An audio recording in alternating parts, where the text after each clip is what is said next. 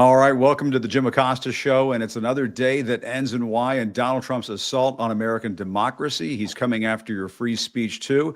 But his aides are also busy hiding the Epstein files from the public. FBI Director Kash Patel, who once vowed to release the Epstein files, was dodging questions on the subject at another disastrous hearing up on Capitol Hill, this time before the House Judiciary Committee.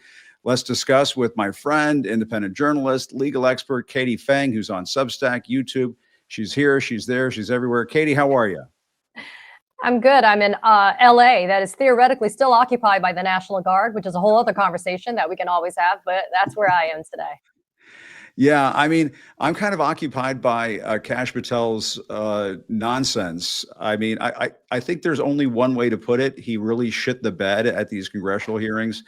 Today, he was testifying before the House Judiciary Committee. And at one point, he conceded to Congressman Eric Swalwell that he has not reviewed all of the documents in the Epstein files. He said at one point, I've not reviewed the entirety of the files. I'm just curious, Katie, just watching all of this. I mean, there were lots of fireworks. What did you pick up on? And what do you make of the way Kash Patel has gone from, we're releasing the Epstein files, to what Epstein files? Documents? I know nothing about documents.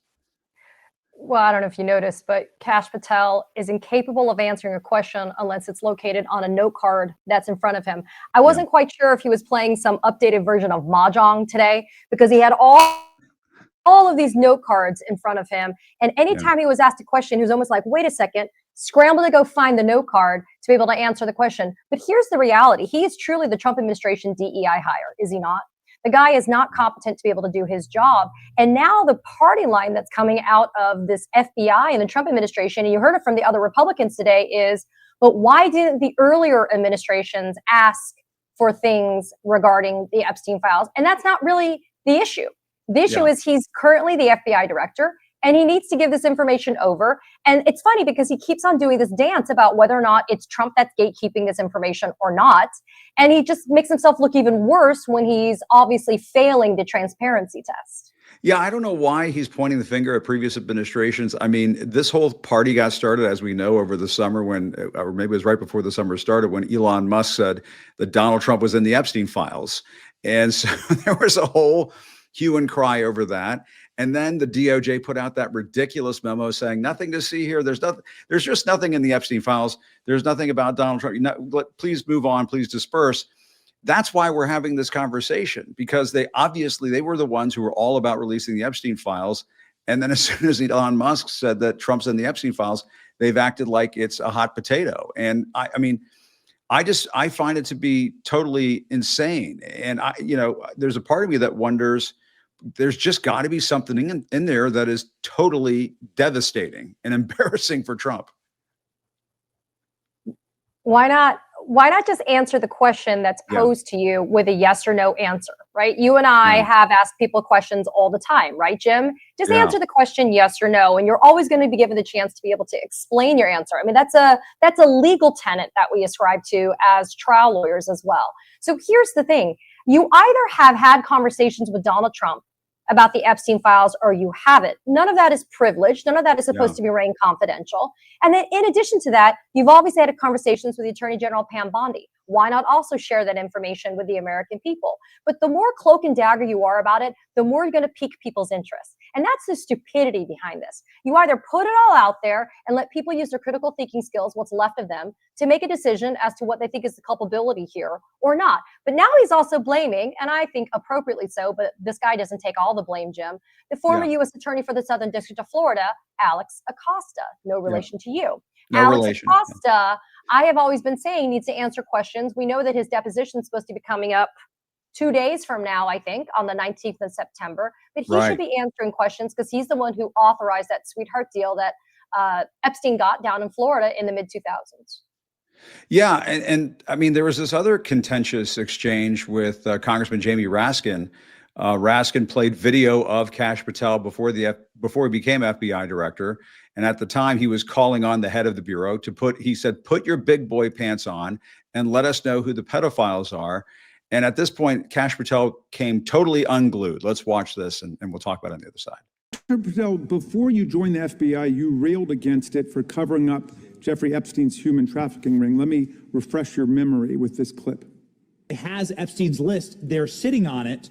That doesn't seem like something you should do. You're protecting the world's foremost predator. That seems like an evil thing to do, regardless of who may be embarrassed in the release of that list. Why is the FBI protecting the greatest pederast, the largest scale pederast in human history? Simple, because of who's on that list.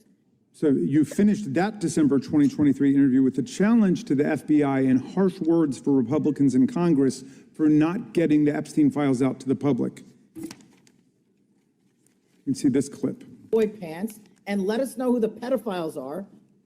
Put on your big boy pants and let us know who the pedophiles are, you said. You emphasized that the president and FBI director each had complete authority to release Epstein's client list. You said Epstein's black book is under the, quote, direct control of the director of the FBI. Look at this clip. And this is way off the topic, but who has Jeffrey Epstein's Black book? black book? FBI. But who?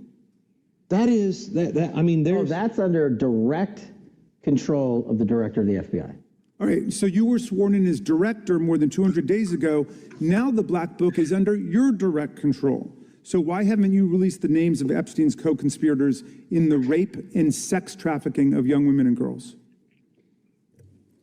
The Rolodex, which is what everybody colloquially refers to as the Black Book, has been released. Oh, no, you're talking about what the journalist got 5 years ago? No, that's not what we're talking about. We're talking about what you were talking about there, That's the black exactly book what I under was the direct control of the FBI director. We have released more material than anyone else before. The Biden administration, Obama administration had the exact opportunities to release this material, and they never did. And if you are selling the men and women of the FBI, Why we're do not you going after change your child predators. position? Hang on, you said we're not going after child predators. 1,500 child predators arrested this year, 35% increase. I'll reclaim my time. 4,700 child Mr. victims. Chairman, I'm going to found. reclaim my time if you could instruct the Yeah, witness. I mean, it just goes on and on like this. And it's stunning, Katie, to see the way they were just very cavalier about this. Oh, just release the files, put your big boy pants on, and all of this stuff. And, you know, I guess you could say, well, they were just talking out of their ass. And maybe Kash Patel should say, you know, listen, I was talking out of my ass. What else can I say? But Yeah, well, you're never going to get accountability from them on that, Jim. But I will say, judges have said, to. yeah, go ahead. No, I was going to say, judges have said you guys can release the files, so he can do it. They could do it. Judges have gone a step further. They've said Yeah. the files are, the judges have called out this administration for the head fake of trying to get the unsealing of those grand jury records, right? And the judges have said what you guys have, as in the federal government, is way better and way more expansive and way more detailed than anything that I could ever provide from the grand jury records. But here's the thing. You know what we haven't heard a clip for today? Donald Trump himself on the campaign trail, pledging to all Americans that he would be turning over those Epstein files and achieving American transparency once he got elected into the Oval Office again. He's the one who got this ball started. He's the one who actually is the total genesis of this. And so now you have this blame that they're trying to lay at the foot of the prior administrations. Look, I think that this should have been dealt with decades ago, but why is anybody being punished for seeking answers right now?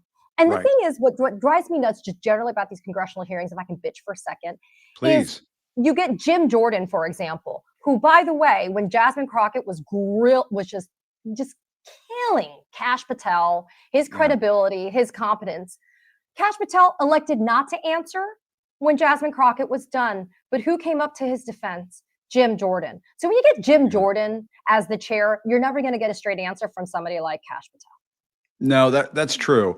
And I mean, the thing that blows my mind in all of this is, you know, if it were not for the current controversy that we're in the middle of right now with as it relates to Donald Trump and the Epstein files, we wouldn't know about the Epstein birthday book.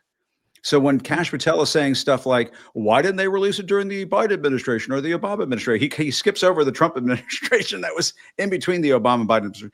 But that's not really the point here. The point is, we found out about the Epstein birthday book because of the pressure being brought to bear by both Democrats and Republicans on the Department of Justice. And the House Oversight Committee, which is led by a Republican, helped obtain that information. I mean, led by Kash Patel, Robert Garcia, and others. I mean, it's wild. Well, I was going to say, though, it took Summer Lee and Robert Garcia Yes. summarily duping that House Oversight Committee by way of an exceptional motion move talking about trafficking, right? So she was Yeah. able to secure that subpoena. But what haven't we seen, Jim? We haven't seen any new information. We've seen drip, drip, drip from the DOJ. And now Yes. even the Epstein estate giving tranches of information, but nothing that's hugely overwhelming. Like there was a really good line of questioning, two, I think, that continue to be sought by the Democrats today. One is follow the money.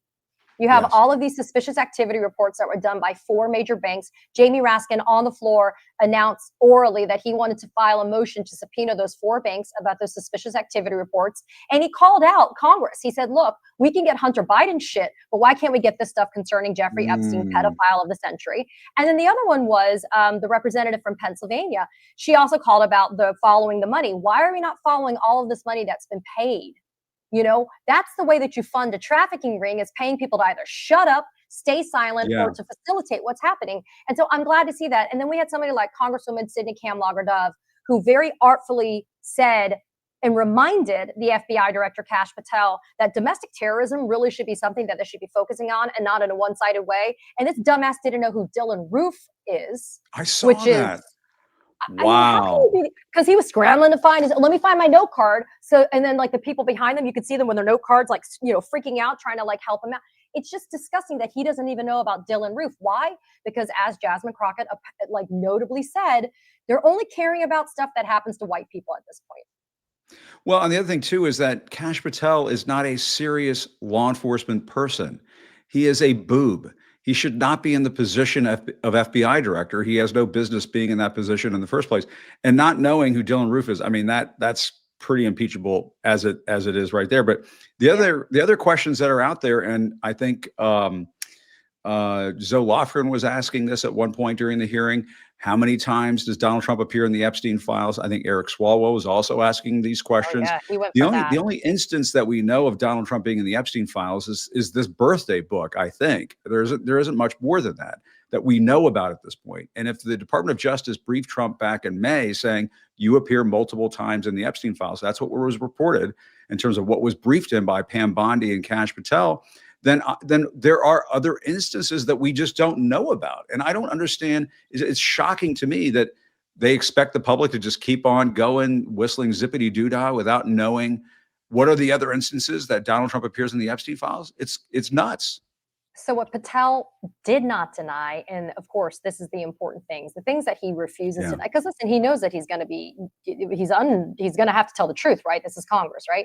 Yeah. He did not deny that FBI agents were brought in to scour those files, Right. to flag mentions of Donald Trump and other conservatives, by the way, not just Donald Trump. So we know, and then we also know, and again, here's the caveat, I understand it's Project Veritas, which we know has some credibility question marks, right? But what about that senior official at the DOJ who said on his date, secretly recorded, that they were intentionally going to strip the Epstein files of any mention of any conservatives or Republicans, and that they were going to make sure, quote, any liberals or Democrats were going to remain. Why is there no congressional investigation into that? Yeah. Like, these are things that we need to have answers for. And look, Kash Patel, if you were just an American, I don't care what your party affiliation is, if you're an American, you should be worried that that guy is running the FBI. It is the most powerful law enforcement agency, second only to the Department of Justice in the world. And the way that he's running this department, they make it sound like there's pogroms that are going on, where there was persecution for Catholics and that parents weren't allowed to sit there and do things for their kids. I mean, they have gone so far afield from what the mission statement is for the FBI. And the Republicans are just sitting there shoveling shit and hoping that nobody realizes that it stinks. Well, and he was being grilled on political retribution inside the FBI. Apparently, when he testified during his confirmation hearings, he said that there would not be political retribution at the FBI. And it's been reported time and again that there are FBI agents coming out of the woodwork saying we got forced out of the bureau because of political retribution. And so, I mean, you know, he's just lied his way through this entire tenure as FBI director. And it was funny I don't know if you saw this, Katie, the other day before Trump left for Europe, before he threatened Jonathan Karl for hate speech. Oh, I know. He was asked, well, what do you think about Kash Patel? And he says, well, Pam Bondi's doing a great job. And then he said, well, Kash Patel, you know, they did find the shooter of Charlie Kirk within a couple of days. The guy turned himself in. I mean, His parents turned him in, right? it That's does the not only sound way good they for can. Kash Patel. No, and listen, Jim, you know, all kidding aside, right? You know what Yeah. it's like to deal with Donald Trump, his ire, and his targeting of the media. I'm offended to the core about this Yeah. idea that JD Vance, Stephen Miller, Trump, and others are now claiming that they're going to go after the media, right? Not like Yeah. that's anything new, but it's interesting because they want to say that it's so politically divisive and violent for quote liberals, leftists, and Democrats to say, you know, that these people are enemies of the state or that they're enemies. But you know what? That's what Donald Trump has always said about the media. He has always Yes. called the media the enemies of the state, and he's told people to go after the media. And him going after Jonathan Karl, who was just asking a question, just goes to show that he's not suited for office either. Trump has never been suited for office. But No. unfortunately, when you weaponize federal agencies the way that he has, it obviously gives people cause for pause, and it has a legitimate chilling effect. No, it absolutely does. And I'm going to talk about this with our friend Anand in just a I little know. bit. And, Big fan. they're talking about, going after people where they work, turning people into their employers and saying this person was engaging in hate speech, and members of the military are being looked at. But you wrote that great Substack piece, though, where you quoted Charlie Kirk from last year. And exactly. that was a great quote, Jim, because Charlie, that came from Charlie Kirk himself. he said it himself last year. There is no such thing as hate speech in the United States. And I don't agree with Charlie Kirk on just about anything, but he has a point. He had a point when he put out that tweet. You can't, and the Wall Street Journal was going after Pam Bondi today, saying, what world are we living in? Where the Attorney General, we're talking Kash Patel not being up to snuff. What kind of world do we live in where Pam Bondi doesn't understand what the First Amendment does in terms of protecting people in this country? It's bananas. But it's a lot of it's so performative. They go on Fox and they talk a big game and they say all kinds of crazy shit, but it can have real life consequences. Well, look, we have people that are getting terminated from their jobs. We have Yeah. people that are being, that are being persecuted, frankly, for expressing their opinions about what happened last week. But then again, you get people like Glenn Beck, who says that Charlie Kirk was a civil rights activist on par with Martin Luther King. In my mind, that type of speech should be suppressed because that's a blatant lie. But you know what? The First Amendment allows Glenn Beck to lie down and spit up in the air and say dumb shit. I support Glenn Beck's ability to be able to do that because that's what the Constitution says. But it doesn't mean that I have to agree with it. And it also doesn't mean that I cannot say that I disagree with Glenn Beck in his reveration and his martyring of Charlie Kirk. I don't agree with it. But you know what? There's a reason why you and I in independent media is the way to go, because you and I both know that in mainstream media and legacy media right now, there is a massive chilling effect when it comes to things that have to do with political expression and any type of political, strong language, I guess is what you could call it. Yeah. No, Glenn Beck has every right to be a bonehead, and he exercises that right on a daily basis. I mean, All it's the absolutely time. true. But here's my question, Katie. Do the courts, I've heard things going back and forth between folks. I talked to Joyce Vance recently, and she has confidence that the courts are going to be there to protect us and so on. I don't believe in the Supreme Court. I think that they've gone MAGA and God forbid that it becomes a 7-2 MAGA Supreme Court instead of 6-3. But some of the lower courts have protected civil liberties, and some of the lower courts have reined in Trump and some of his strongman autocratic tendencies and actions. Your thoughts? So I will always defer to Joyce Vance. Not only is I she one know. of my closest friends, but she's Yeah. probably one of the smartest voices out there. Joyce and I actually have competition sometimes when it comes to optimism, though, in that I kind of come in, and I think I'm coming in a little bit more of a naysayer than she is. I will say this, though. I spoke to Cecilia Wong yesterday, the national legal director for the ACLU. She said something that was incredibly reassuring, Jim. She says they had already started preparing for a possible Trump 2.0 all the way in early 2024. So there were things that they were already, from a litigation standpoint, anticipating could possibly happen. But here's the thing. People that are honest, including me, will say the level of destruction that's happened, in the sheer speed and efficiency by which it has happened, I don't really think people anticipated it to be that successful, right? I don't think people expected this type of shock and awe campaign. We knew it was going to be bad, but we maybe thought it was going to be in more measured amounts. But what I want to say, Jim, is this: never underestimate the strength of an American. Never underestimate our strength. We have been built for adversity. We have many of us, especially those of us, even you and me, right? Coming from places of privilege, we've still had to face our own measure of adversity. And we know how to outsmart them. There's more of us than there are of them. And I think you're going to see on October 18th on No King State 2.0, Jim, I think you're going to see a huge, even bigger amount of Americans take it to the streets and saying, get the fuck out of my city. Get out of my way. This is not my democracy. And I think you're going to see that happen. The letters GTFO, I do agree with you. We're going to see a lot of that here in the days to come. No. I drop F-bombs all the time on this show. It's part of what we do here. Fuck it, we'll do it live. Katie, always great to see you. Thanks so much. Really, I know you were saying you were in a hotel room. That must mean you're doing something fun. So I don't want to hold you up, but thanks for doing it. I'm here for work. It's going to be great. I will do a plug. I am emceeing for Capital in Maine, an incredible independent investigative journalism outfit out here in California, focusing on social justice and inequality and climate, which I think are obviously too woke these days for the Republicans, but I'm doing something with them tomorrow. So I'm very proud to be a part of it. So yeah. Good for you, Katie. Excellent work as always. And I'm glad somebody's talking climate. We got to talk about this at some other point. It is the thing that is on my mind all the time that we don't talk about. And I feel like it's going to bite us in the end and fuck us, to go back to that word. But Katie, great to see you.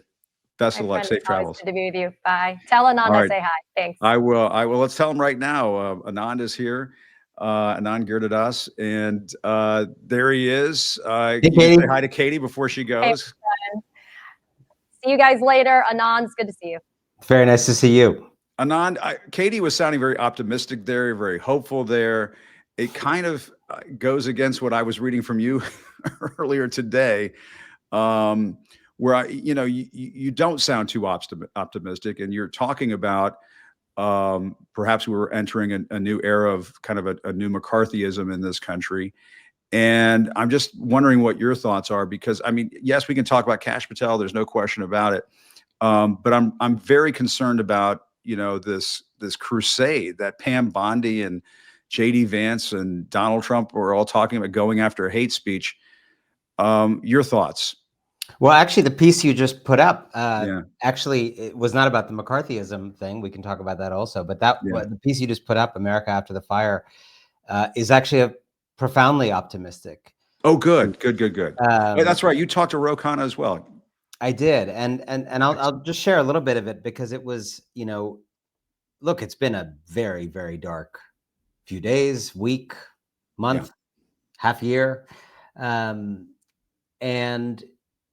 the people I talk to, I'm sure it's the same with you. There's just so little hope, and I think people are losing the ability to imagine that there could be something on the other side of this mess. Yes. Right. Forget about how do you get there. It's like, I think people are losing the sense that there's literally any life on the other side of this abyss. And yesterday I had this conversation with Congressman Ro Khanna, represents Silicon Valley, as you know, and is someone who's a very committed progressive on one level, but is also someone who's really interested in reaching out across divides, talking to different people. He just did a big Epstein thing with Marjorie Taylor Greene. Yeah. We had a big interview, and I ended up writing today about one part of what he said that really it just stayed with me like all evening, all night, last night into today. And I wrote about it. And it basically was this idea of what could be on the other side of that mountain. In this moment where we can't see anything, what could, if we were able to somehow get through this fire, because it's fire, what would it look like? And what he said, based on time he has spent out with constituents, out with people in MAGA world, out with progressives, he sort of proposed this kind of grand truce for American life that could stave off the kind of Civil War trajectory that we sometimes talk about these days. And at the heart of the truce is this. Again, this is all oversimplified, but helpful.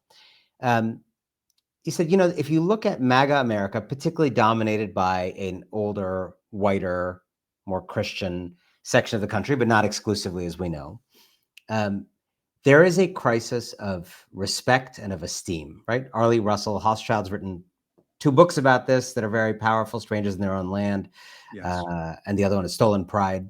But essentially a crisis that is partly economic decay, which is real, right? Which has happened to everybody. But like this economy's gotten hard. Parents, the worst feeling in the world as a parent is not being confident that you're going to be able to leave your kid even as comfortable a life as you have, let alone better. Yeah. And then he also talks about some of that sense of loss is not economic. It is more in the territory of culture. It's more like this used to be my country only, and now I have to share it. I think most people listening to this would be a lot less sympathetic to that second one. Doesn't matter. It's still a real feeling that millions and millions of people have. And if it's not tended to, it's a problem. So he says, look, how can we have the new emerging America, immigrant-derived families like him, be able to build what they want to build, but show respect for the legacy they're coming into, right? Say thank you for, as he says, building that, being in those steel mills, for being in those coal mines, for fighting these world wars. And now we want to join this inheritance and add to it. And that's the other half of the truce, that folks whose families have been here a lot longer need to accept that change is the reality of culture, that you do not lose what you have by sharing it. And so he talked about this idea of how do we actually come to a deeper understanding across these divides of the losses, the sense of loss that people feel. How can people like me maybe have more of an understanding and empathy for why a 70-year-old white guy in Arizona feels like a stranger in his own land? And how can that guy maybe have a little more empathy for how terrifying it is for a lot of people to have ICE roaming around and masked agents sweeping people off the streets? Anyway, we can go into it more depth, but I thought it was the first time in a while that I'd felt a vision of what it could look like to be past and beyond and transcend this moment. Yeah, no, I agree with you. And I mean, it is nice to hear somebody articulate a way out of this and how there might be some light at the end of the tunnel. But my concern is that you have places like Fox. You have people like Pam Bondi and Kash Patel. You have people like Donald Trump. I don't know how we avoid the elephant in the room, in that you have bad faith people who are willing to do bad faith things. And, Ro Khanna, I spoke to him about all of his work on the Epstein case. And it's extraordinary that he's been working with somebody like Thomas Massie, and he expressed a lot of respect for Thomas Massie and how he's an MIT guy who, keeps a running tab of the national debt. I think it's some sort of like pin that he has that changes the national debt, keeps going higher and higher and higher. And he seems to really care about this stuff. I just don't. My question is how do we get out of this mess where we're just at each other's throats all the time? And this takes us into the conversation about Charlie Kirk, what's happened since then. You have Pam Bondi saying we're going to go after hate speech. As the Wall Street Journal today said, that's not legal. It's not constitutional. You can't do that.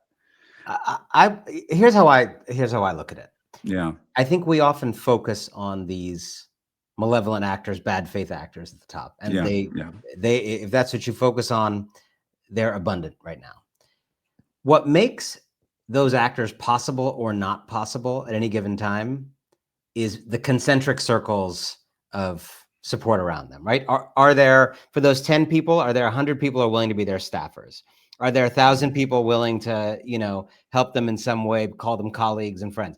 Are there 10 million people willing to not revolt when they're nominated for something? Are there 100 million people willing to vote for a president who puts people like that in power? And I'm always focused on those, the outer rings of those concentric circles. And when I look at whether it's something extreme, like these assassinations, including of Charlie Kirk, or just, the more garden variety, why do we have so many, low grade people in these roles, dishonest people? I think you have to look at the actual sickness in our body politic, which is most people in this country today, and the statistics bear this out, but my reporting over the last many years, this is the number one takeaway. Most people in this country have lost faith that the system even intends to help people like them. Yeah. People on the right feel that. People on the left feel it. They feel it for different flavors and reasons. There's different issues that make them go to that place. On the left, it's much more about inequality and big money controlling everything and people not getting a fair shot. On the right, it's about not being protected on the border. Whatever it is, you may agree or disagree with the issues. The consensus at some level is that all the conventional 7th grade civics stuff that you and I were told to do if we don't like the conditions, most people believe that stuff doesn't really work. And a lot of the time, they are right. If they've lived through 2008, if they've lived through Katrina, if they've lived through the forever wars that were longer than World War II, where we couldn't even beat ragtag armies, like they've lived in a time in which it feels true that the people in power do not care about you and do not have an ability to solve your problems. Once that is out there, anything and everything is possible. Can I ask something that might be slightly controversial? Maybe it's not controversial, but and I'm going to try to put it as eloquently as I can. I'm a blue collar kid.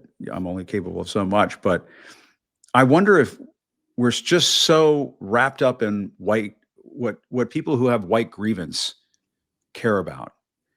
I mean, we have a country right now with an unemployment rate around 4%. They're lowering. The Fed just announced they're lowering interest rates today. Manufacturing has been coming back. Inflation has been coming down. I agree with you that the post-2008 period in this country from an economic standpoint left a lot of people hanging. There's no question about it. But then Obama becomes president, gets healthcare passed. Tens of millions of people get healthcare as a result of that. But you have Donald Trump coming to the scene, and he just pushes people's buttons. He plays the politics of hate. I do you know what I mean? I don't know. I don't think Donald Trump has that much creative force. Okay. Yes, unemployment maybe 4%. You and I are living a great. You think he exploited the conditions that were there? Absolutely. This country economically, people may have jobs, right? Yeah. But can they afford the house? And what percentage of their income does the house cost? All 100%. These numbers, right? I agree all with these you. numbers. Life, even if you are doing fine, life is grueling, for unnecessarily grueling for too many people in this country.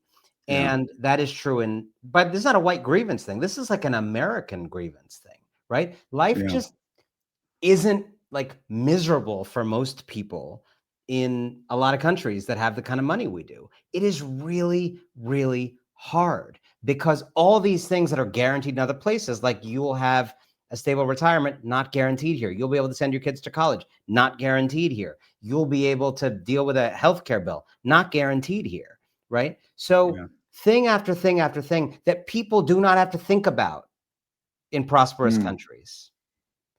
And that's because the deck is stacked against them. That's because rich and powerful people and it's get not the just lion's Donald share of the Trump wealth that this exploited country has. This is, I really think this is beyond left and right. This drives it because it's not just like, I don't like inequality, therefore I vote for Donald Trump, which obviously doesn't make any sense. No. What I'm suggesting is when the deck is so stacked for so long and people start to intuit that problems they have will never be solved by anybody they see on TV, then everything just starts to corrode. Your faith in the protocols of democracy erode. When Barack Obama is saying, don't boo, vote, it starts to sound like an old man chanting a mantra that has nothing to do with your life. If I walk down the street in Brooklyn, New York, as progressive, if you ask most people in Brooklyn, New York, do you think American electoral democracy, what are your 10 biggest problems over the last 10 years? How has American democracy done for you on those 10 issues? Has it showed concern for you, right?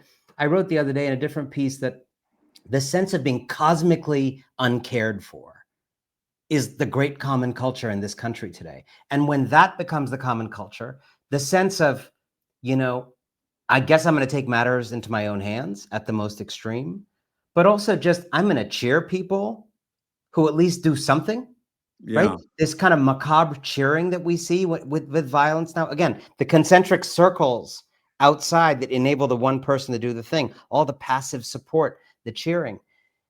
I think we have to attend to this notion that most people feel cosmically uncared for, cosmically unheard, and make sure we are proving them wrong, proving to them that democracy can indeed solve their problems better than any other system, better than taking matters into your own hands. Right now, people are not wrong to feel that distrust. They may be wrong, they are wrong to resort to extra democratic means, but they are not wrong to have lost confidence in the system that you and I grew up covering, that we learned about in school, that we think is important.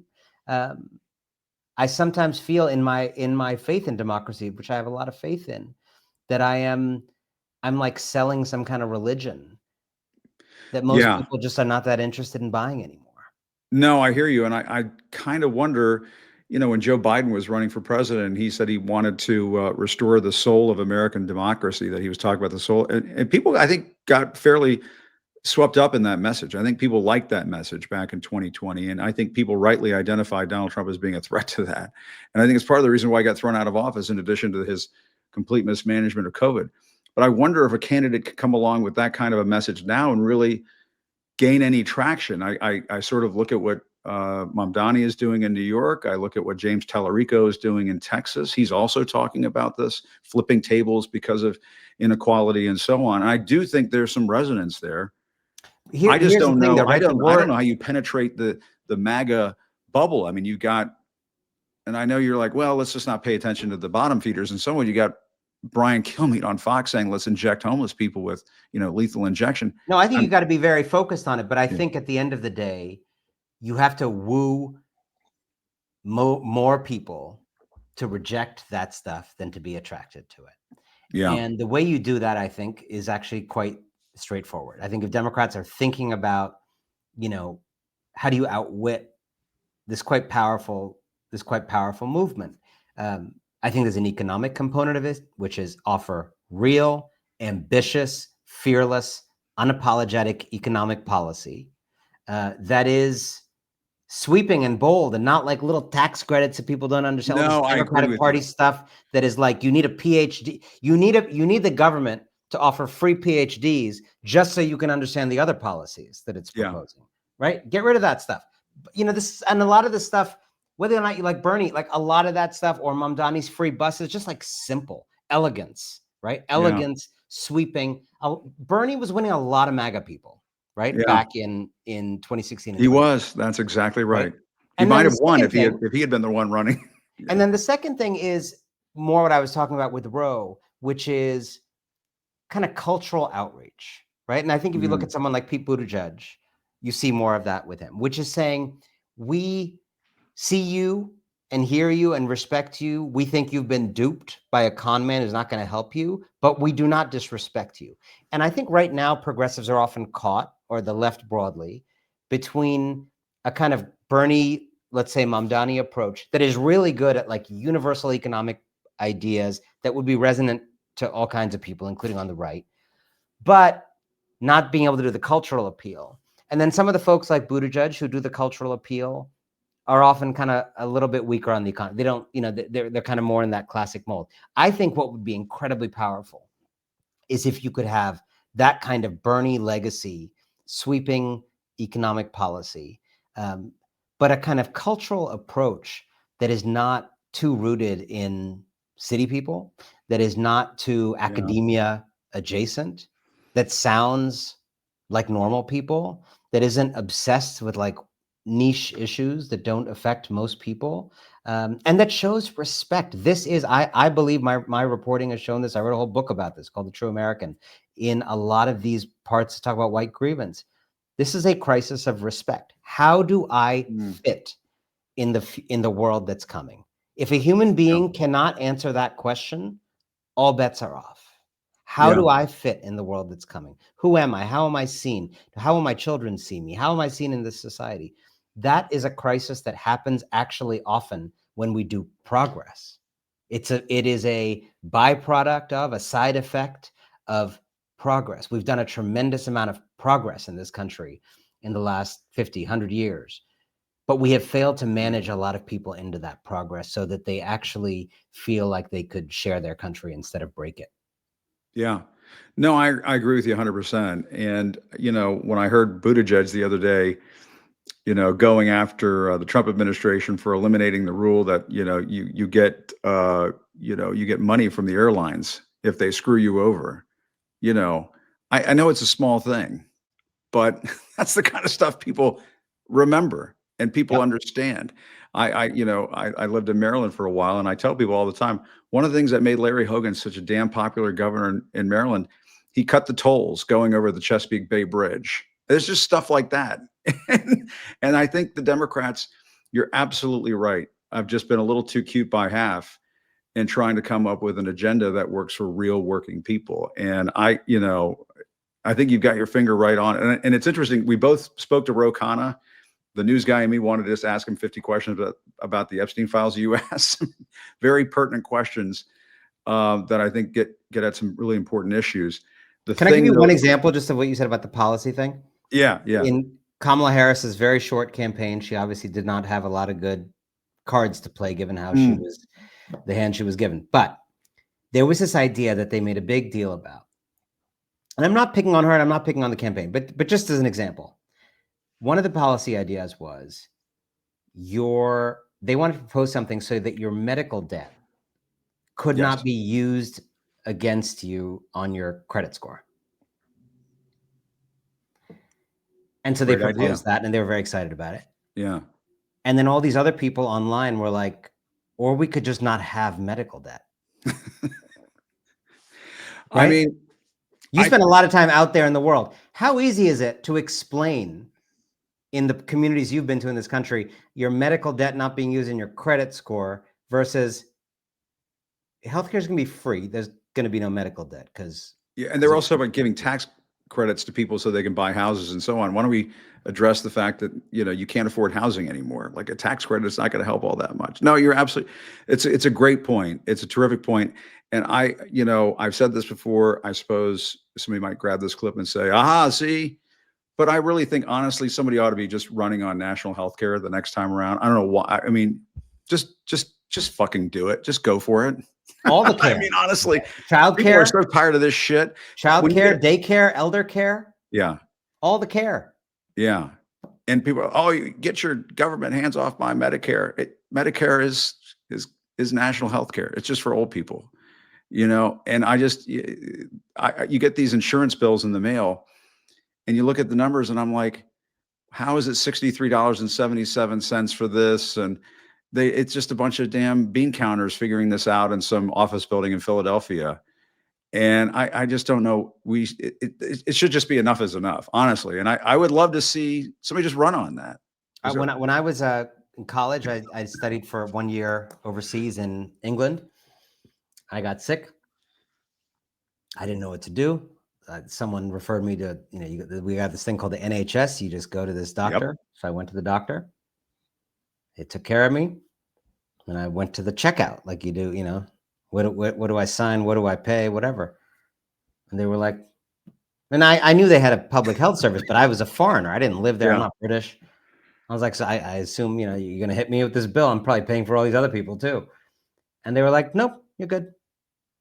Wow. Thank you. Thank you. Have a great day. And I remember walking out, and it was not just that like I was a college student, so a free thing was like very helpful. I remember actually how profound the moment was because this society was expressing an idea to me in that moment. And the idea was, if you happen to be on this soil, you are cared for. Yeah. They didn't check my ID. They didn't know whether I was there for 1 day, whether I was a student. They didn't know anything about me. The idea was, if you're on this soil, you're not going to die of something we know how to cure. Yeah. Because we wouldn't do that. And I think people in this country are ready for that, honestly. I think there's somebody saying right now, healthcare is a right. I mean, I think it is. And why we punish people for being poor when they get in a car accident or something bad happens to them, have a baby and there's complications. It's bananas. It's so fucking nuts. Yeah. And I don't think we end fascism by killing anyone. I think we end fascism by saving lives, by proposing to save lives, by the number of lives that we would save if we had things like national health care in place. Yeah. Anand, always great to talk to you, man. Let's not let too much. I think we let too much time pass since the last. I know. Let's do it. Let's do it more often. Keep doing more often.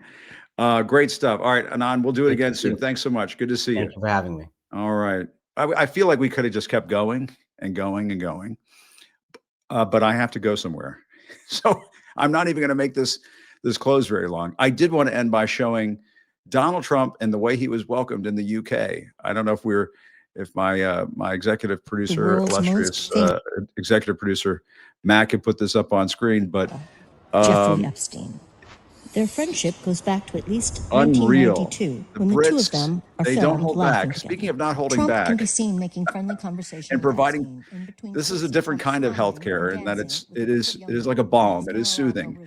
To see the Brits just saying we're just going to go for it, and some folks there projected Trump and Jeffrey Epstein onto Windsor Castle, which I have to assume is not legal and you can get in a lot of trouble for.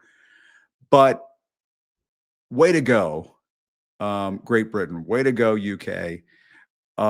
Way to show what democracy looks like, what free speech looks like, what freedom of expression looks like.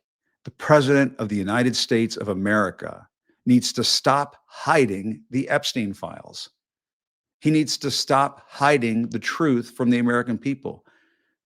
Donald Trump, Kash Patel, Pam Bondi, J.D. Vance, you name it, over and over again, they promised to release the Epstein files. And honestly, I mean, I don't, maybe we could take a few ideas from the Brits. We have done that over the years on any number of things. We should be projecting the goddamn Epstein files and Donald Trump and Epstein on buildings in Washington, D.C. I'm sure he would go absolutely apeshit and want to send the National Guard back in. But I just thought, Anand was talking about the Brits there. I wanted to bring this up to show folks, there is no reason, and there's the signature that he says, it's not my signature. It's not my signature. There it is right there, the same damn signature. Why, in God's name, do we still not have the Epstein files released? Why, in God's name, are these survivors and victims still wondering what the hell is going on? Why is Donald Trump mentioned in the Epstein files and we don't know what the hell is going on? We don't know why that is. And yes, there's some big issues to talk about. Yes, healthcare, economic independence, affordability, all of those bread and butter issues. I'm so glad I spoke to Anand about all of this. Wonderful discussion to have. But there's something fundamental about the President of the United States hiding this kind of damning information from the public, and it needs to be released. It needs to be put out to the public. There's a right to know here. And I just wanted to applaud our friends across the pond for making that crystal clear on the exterior of Windsor Castle. My goodness. Cheerio. And on that note, I want to thank my friends Katie Phang and Anand GIRIDHARADAS for joining me. Thanks to all of you for watching. I'll see you tomorrow. I'm going to be traveling tomorrow. I'm going to be getting there, and I think we'll have a show, and it's all going to work out. But I'll keep you posted if things slide a little bit timing-wise, but I think we'll be okay. But in the meantime, still reporting from Washington, I'm Jim Acosta. Have a good evening. Thanks for watching.